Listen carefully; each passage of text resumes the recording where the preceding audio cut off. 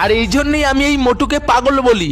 কেননা একবার একটা ছেলে এই মোটুর মতো চুল কাটে, তারপরে এই মোটু কি করে জানো, এই মোটু তাকে ধরে, মানে বুঝতে পারছো তো এ কিরকম পাবলিক। নর্থ কোরিয়াতে তুমি কিভাবে চুল কাটবে সেটা ডিসাইড করবে এই মোটু। এই 10-12টা স্টাইল আছে, এর মধ্যে একটা রেখে দিতে হবে। এখানে তুমি বাইরের দেশের গান শুনতে পারবে না। একটা বাচ্চা ছেলেকে তো ভরা স্টেডিয়ামের সামনে গুলি মেরে দিয়েছিল এই জন্য যে সে নাকি বাইরের দেশের গান শুনছিল, মানে বুঝতে পারছো। আর কয়েকদিন আগে তো যুদ্ধের মধ্যে কিম জং আর ট্রাম্পের মধ্যে একটু ঝগড়া লেগে গেছিল, তো কিম জং আমেরিকাকে মিসাইল না মেরে জাপান আর সাউথ কোরিয়ার দিকে মিসাইল মেরে দেয়। আর এগুলোকে তো ছাড়ো, নর্থ কোরিয়াতে তুমি ডিসেম্বর মাসে হাসতে পারবে না, কেননা ডিসেম্বরে কিম জং এর বাপ মরেছিল।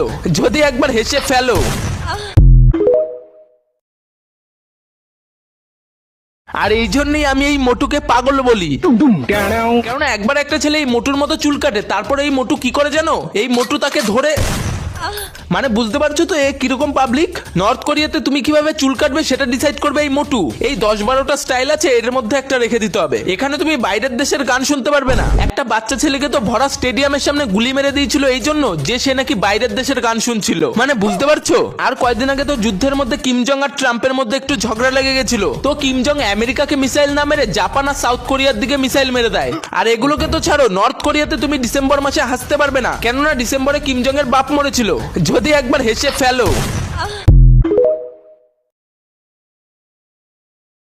আর এই জন্যই আমি এই মোটুকে পাগল বলি।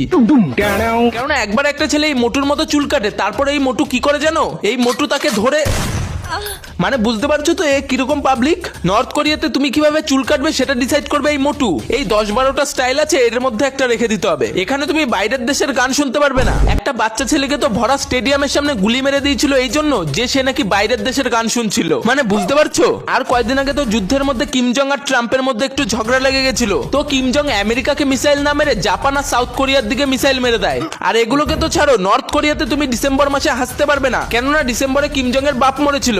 যদি একবার হেসে ফেলো।